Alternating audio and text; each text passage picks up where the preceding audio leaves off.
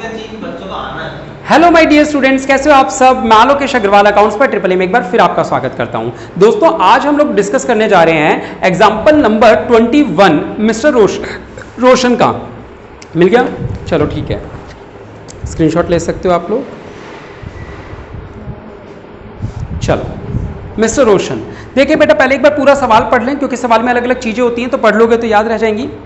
Mister Roshan is employed with a public limited company, कोई फर्क नहीं पड़ा, at a salary of 30,000 per month. बेटा एक बात दिख गई क्या सर, सैलरी है और सैलरी है तो 16(1) की डिडक्शन भी आएगी। चलो ठीक है, आगे लिखा है he contributes 10% of his salary to a recognised provident fund. बेटा ये बताओ ये लाइन कहां काम आएगी? वो कंट्रीब्यूट कर रहा है 10%, कौन से फंड में? आरपीएफ में। बेटा किस में कर रहा है? आरपीएफ में। बताओ ये कहां जाता है? सैलरी में तो आता है, जो बॉस पैसा देता है। ही कंट्रीब्यूट्स का मतलब हमने पैसा जमा कराया, जो हम जमा करवाते हैं वो हमारी इनकम होती है क्या? वो हमारी सेविंग होती है, और सेविंग का बेनिफिट मिलता है सेक्शन 80C में। देख रहे हो भाई, याद है पीएफ में दो लोगों का पैसा जाता है, एक आपका एक आपके बॉस का। ये ही कंट्रीब्यूट्स लिखा है, यानी ये कौन सा पैसा है जो आप डाल रहे हो, और जो पैसा एम्प्लॉइज का कंट्रीब्यूशन होता है उसकी डिडक्शन मिलती है सेक्शन 80C में। नहीं याद है तो सैलरी के चैप्टर में पीएफ के नोट्स जाके खोल के देखो, ठीक है? नहीं याद है? अच्छा, तो आरपीएफ ये 80C में काम आएगी, ठीक है बेटा? क्लियर है? हाँ, जो अपन करते हैं, जो बॉस देता है वो हमारी इनकम में काउंट होता है, लेकिन बॉस का भी आरपीएफ वाला तो एक लिमिट तक काउंट होता है, वो 10%, 9.5% वाली जो लिमिट होती है, 12% वाली, सॉरी। आगे क्या लिखा हुआ है? The employer also contributes similar amount to this fund. बेटा एम्प्लॉयर भी पैसे डाल रहा है। अब आपको याद है क्या, एम्प्लॉयर जो आरपीएफ में डालता है उसकी लिमिट कितनी होती है? 12% ऑफ सैलरी। यानी अगर वो 12% तक डालता है तब तो एग्जेम्प्ट है, 12% से जितना ज्यादा वो डालता है वो आपकी सैलरी की हेडिंग में काउंट हो जाता है। अब मैंने डाला 10%, लिखा है कि वो भी इक्वल अमाउंट कंट्रीब्यूट कर रहा है, यानी वो भी कितना डाल रहा है? 10%। 12% तक तो एग्जेम्प्ट है ना, तो 12% तक एग्जेम्प्ट है, तो यानी कि इसमें टैक्स लगेगा या नहीं लगेगा?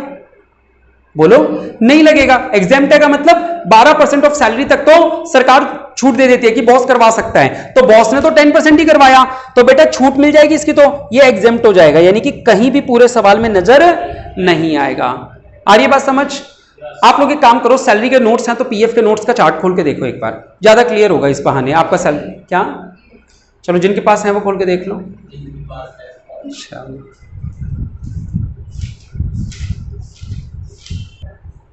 ये देखो, ये जो आरपीएफ के नोट्स थे, यहां पे ये है आरपीएफ का टॉपिक, ठीक है?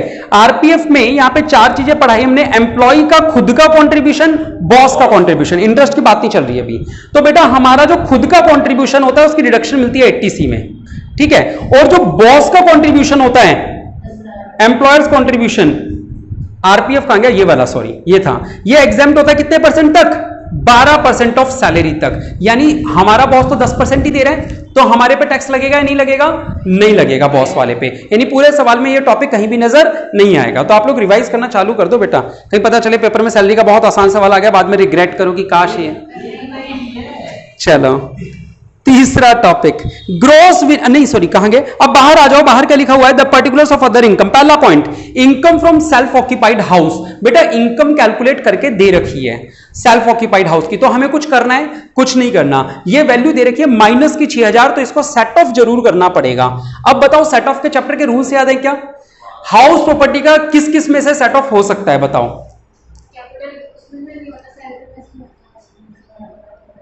बताओ। हाउस प्रॉपर्टी का लॉस है, तुम्हें सवाल भी नहीं पता है। हाउस प्रॉपर्टी का लॉस किस किस में से सेट ऑफ हो सकता है? सर हाउस प्रॉपर्टी का लॉस किसी भी इनकम में से सेट ऑफ हो सकता है, किसी भी। सैलरी तो प्रायोरिटी होती है इसमें, किसी भी इनकम में से माइनस हो सकता है हाउस प्रॉपर्टी का लॉस, ठीक है? क्लियर है? चलो ठीक है, बस सरकार इसको लॉटरी वॉटरी में से माइनस नहीं करने देती, क्योंकि उनमें से कभी कोई चीज ना खुद माइनस होती है ना दूसरे को होने देती है ना। लेकिन हाउस प्रॉपर्टी का लॉस हर इनकम में से माइनस हो सकता है, किसी में से भी कर देना। और पता है आप लोग किस में से करना, सलाह क्या दी जाती है? सर सबसे ज्यादा टैक्स रेट किस पे लगता है? सबसे ज्यादा टैक्स रेट लगता है लॉन्ग टर्म कैपिटल गेन पे 20%, हाँ या ना? बाकियों पे तो 15% या 10% लगता है चीजों पे, ठीक है। तो आप किससे सेट ऑफ करोगे इसको?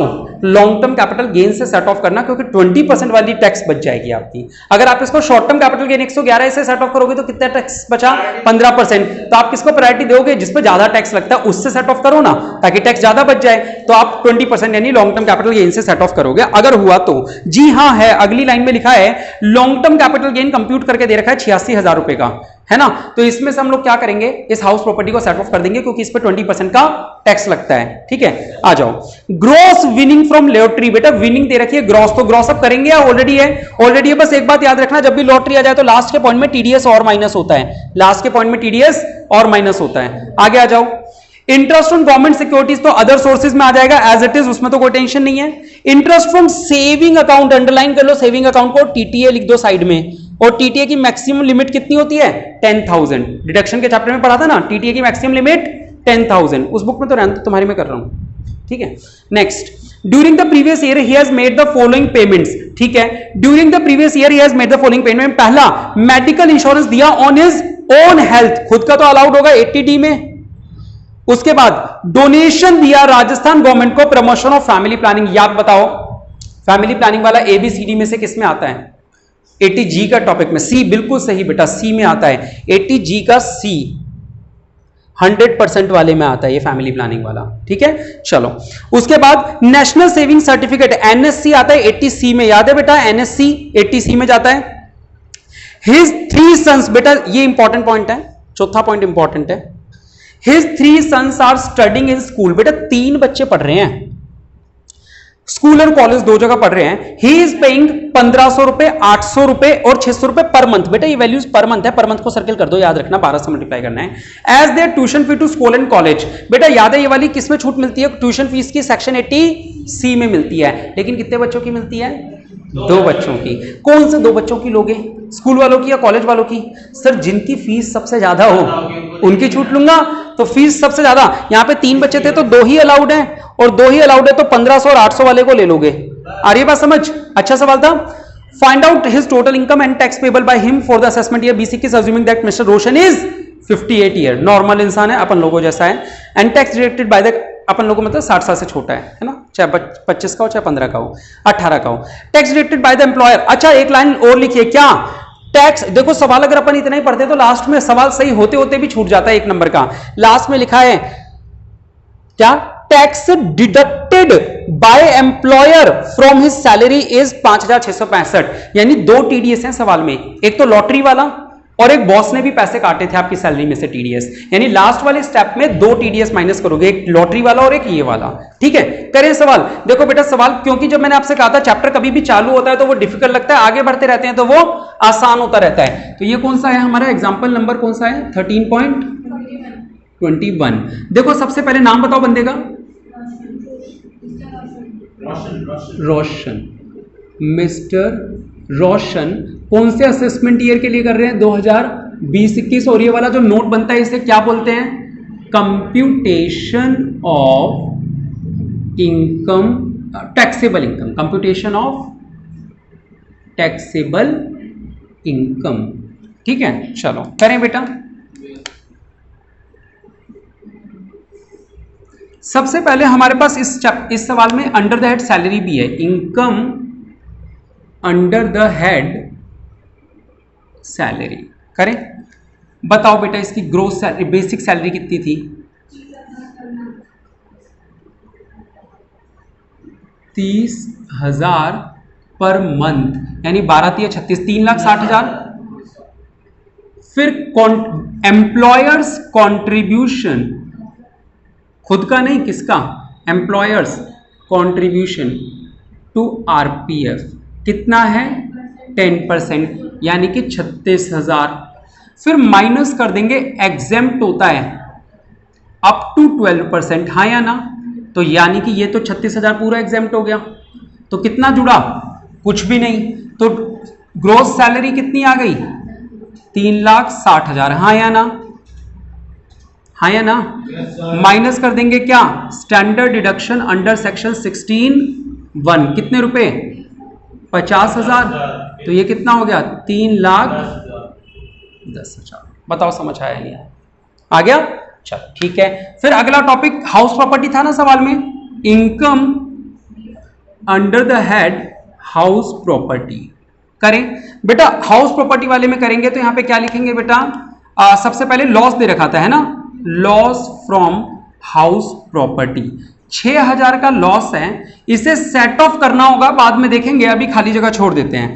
अगली इनकम होती है पीजीबीपी की, तो पीजीबीपी नहीं है ना शायद सवाल में, नहीं है। फिर कैपिटल गेन पे आ जाओ, income under the head capital gain, और केवल शायद लॉन्ग टर्म कैपिटल गेन ही है सवाल में है ना, कैलकुलेट कर रखा है किस चीज पे लॉन्ग टर्म कैपिटल गेन, चलो कितना है 86,000 रुपीज है। अब देखो क्योंकि यहां लॉस फ्रॉम हाउस प्रॉपर्टी है, वैसे तो ये किसी से भी सेट ऑफ हो सकता है, लेकिन हम हाईएस्ट रेट क्योंकि लॉन्ग टर्म कैपिटल गेन पे होता है तो इसी में से इसको सेट ऑफ करेंगे। तो बेटा income from house property minus set of against long term capital gain, 6000 रुपए पॉजिटिव करके ये हो गया 0, और यहां पे minus loss of house property कितने रुपए 6000, तो ये कितना हो जाएगा, हाँ या ना, क्लियर है सभी को, चलो ठीक है। और कौन सी इनकम थी, सीधा अदर सोर्सेज की इनकम है बेटा, तो income under the head other sources करें। सबसे पहले बताओ क्या क्या थी, ग्रोस विनिंग, तो यानी कि कुछ ग्रोस अप करने की जरूरत नहीं है, डायरेक्ट लिख दो विनिंग फ्रॉम लॉटरी, कितना 21,000 रुपए, तो ये, और इंटरेस्ट ऑन गवर्नमेंट सिक्योरिटीज, इनको भी कोई ग्रोस अप नहीं करना होता, कितना, सॉरी 42,000, और था ना कोई सेविंग अकाउंट भी था, अरे नालायक, वो तो छूट मिलती है, पहले इनकम काउंट करोगे पूरे 50,000, बाद में उसकी छूट मिलेगी। इंटरेस्ट, इसका मतलब तो तुम्हें चैप्टर ठीक से याद नहीं हुए पुराने वाले भी। इंटरेस्ट फ्रॉम सेविंग अकाउंट हर सवाल में आ रहा है, ये तो लगभग कितना था 50,000, कल के सवाल में भी था मुझे जहां तक याद आ रहा है। बस और कोई इनकम तो नहीं है, 1 और 2 3, 2000 6 और 5 11, मेरे को तो याद आ रहा है कल के में भी था। अब ये क्या निकला है हमारी ग्रोस टोटल इनकम, कितनी 3, 1 और 8 9 और 1 10, 1 और 1 2 और 3 5, 5,03,000 माइनस क्या करेंगे इसमें से deductions under section 80C to 80U, हाँ या ना। पहले 80C वाली छाट के बता दो मेरे को सर। सबसे पहले था employees contribution to RPF, 10% of salary था, यानी कि कितना रुपए 36,000, और क्या था बताओ, वो था लाइफ इंश्योरेंस प्रीमियम शायद था, या मेडिकल इंश्योरेंस था, लाइफ नहीं था मेडिकल था, सॉरी। 80C में और क्या, 80C बताओगे ना बेटा, NSC थे 80C में, और क्या थे NSC, कितने 3,000, और फिर थे ट्यूशन फीस ऑफ चाइल्ड्स, है ना, ट्यूशन फीस एक बच्चे की 1500, दूसरे बंदे की 800, हाईएस्ट वाली उठाई 2300 इंटू 12, कितना हो जाएगा बेटा 23 इंटू 12, 12 3 36, यहां से लगी, आ रहा है समझ। 80C पूरी हो गई, 6 और 7 6 और 3 9 और 7 16, यहां से लगी 1 और 2 3 और 3 6, 66,600, मैक्सिमम लिमिट 1.5 लाख होती है, अंदर ही है ये, मैक्सिमम लिमिट से कंपेयर कर लेना चाहिए, क्या 300 आएगा, ये 600 था तो वो, ये 600 है तो वो 300 कैसे हो सकता है, 6 और 3 और 7 16, 1 और 3 4 2 6, चलो 80C की मैक्सिमम लिमिट 1.5 लाख होती है, अंडर ही अभी तो दिक्कत नहीं है। 80D मेडिकल इंश्योरेंस प्रीमियम, हाँ या ना, खुद का था ना, 16,000 था 18,000 था, 17,000, तो 17,000 ये भी आ गया, 25,000 की लिमिट होती है। और बोलो 80G तो बाद में 80 TTA लिख दूं पहले, 80 TTA interest on saving account, maximum जो लिमिट है वो इसकी कितनी है 10,000 है।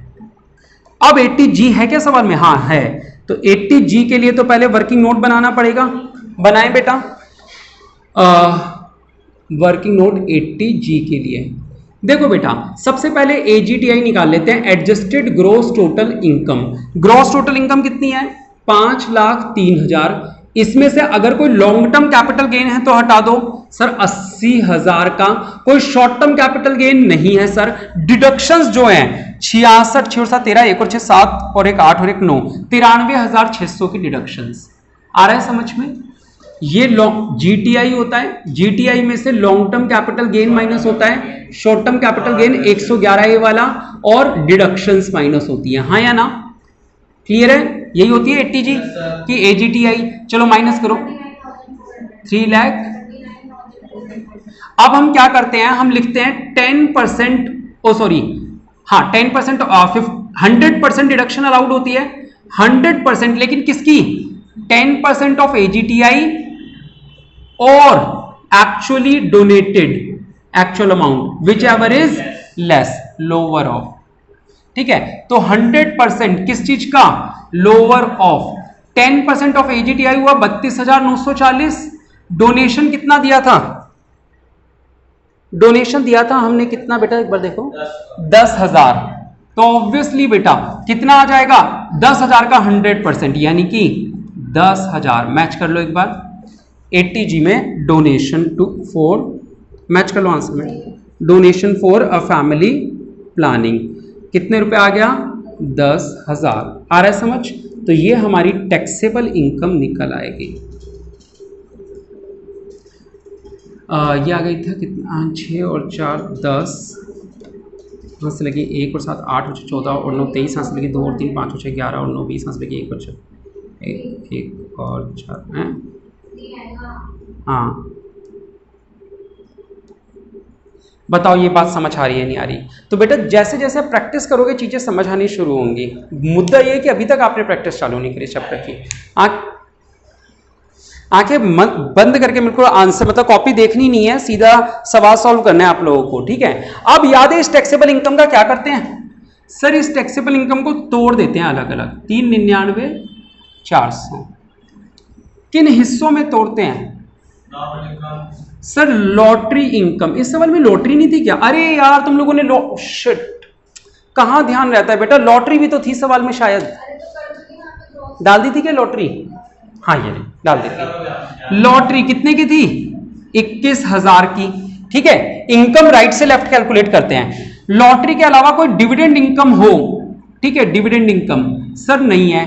कोई शॉर्ट टर्म कैपिटल गेन हो 111A वाला, सर नहीं है। Sir long term capital gain कोई सा भी हो, दो तरह के होते हैं, मतलब एक तो 112A वाला होता है, ठीक है? 112 नहीं, यहाँ पे लिखता हूं 112A वाला, और एक नॉर्मल होता है। सर 112A तो नहीं है, लेकिन नॉर्मल है, कितना है? 80,000 है ना? अदर लिख देता हूं, अदर। ये ऐसे ही लिखना है राइट टू लेफ्ट आपको। अब नॉर्मल रेट वाली इनकम लिखनी है, कैसे? Balancing figure. सर 3,99,400 में से ये घटा दो 1,01,000 रुपए, तो 2,98,400, हाँ या ना? ये बात समझ में आई? पक्का? अब जब टैक्स कैलकुलेट करोगे तो कैसे करोगे सुनना। Calculation of tax payable, calculation of tax payable, right to left तो इनकम कैलकुलेट कर दी। इनकम कैलकुलेट करने के लिए हम यहां से यहां जाते हैं, ठीक है? चलो अब टैक्स लगाने के लिए हम लेफ्ट टू राइट जाते हैं। सबसे पहले टैक्स ऑन नॉर्मल इनकम। बेटा जब आप नॉर्मल इनकम की बात करते हो तो कितने रुपए है? 2,98,400। आपको पता है ना कि 2.5 लाख तक पे तो 0% रेट है, यानी कितना हुआ? निल। ऊपर जो आपने 48,400 रुपए कमाए उस पे 5% का रेट है, हाँ या ना? तो 5 और 20, 2 5 8 40 और 2 42, 4 5 और 20 और 4 24। डन। फिर आप क्या करोगे? Tax on long term capital gain, 80,000 रुपए की इनकम है, इस पे कितना परसेंट टैक्स लगता है? 20%, यानी कि 16,000। फिर क्या लिखोगे? टैक्स ऑन लॉटरी, कितने रुपए? 21,000, कितना परसेंट? 30%, 6,300। टोटल कितना हो गया? या एक काम करो, इसको बाहर लिखो ऐसे 2,420, इसको बाहर लिखो 16,000, और इसको भी बाहर लिख दो 6,300, 24,000। अब सरचार्ज जुड़ेगा बेटा, सरचार्ज, क्योंकि इनकम जो है वो 50 लाख से कम है तो नहीं जुड़ेगा। उसके बाद यही आ जाएगा 24,720। अब सरचार्ज नहीं है तो बात करते हैं डिडक्शन की, कौन से? Under section rebate, under section 87A। क्या इसकी इनकम जो टैक्सेबल इनकम है वो 5 लाख से कम है? जी हां, टैक्सेबल इनकम 5 लाख से कम है तो छूट मिलेगी। मैक्सिमम कितनी अलाउड है? 12,500 की। तो बेटा माइनस कर दो, 20, 5 और 7 5 और 2 7। ठीक है, अब इस पे secondary and higher education cess जुड़ेगा बेटा @4%, 4 दूनी 8। तो ये हो गया 9, 2 8 10, 1 4 5 और 2 7, 12,000। हाँ बेटा आना है आज।